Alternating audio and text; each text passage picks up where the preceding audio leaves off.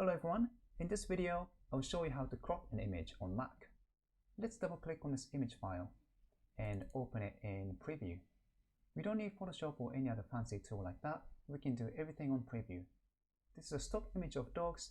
Let's say you only want to keep this dog. Maybe you're making a profile picture for this corgi. What you can do is you can go to Edit and select All. Alternatively, you can press Command and A. It will do the same thing. You'll notice the image has an outline that goes all around the picture. What you can do is you can move your pointer to the center until the pointer turns into this double-sided arrow, and click and drag the line to where you would like it to be. Let's say I'll move it over here. You can do the same thing for the other side. You go to the middle right around here and click and drag just like this. Maybe we can crop the top as well like this. Okay, let's say we're happy with this selection.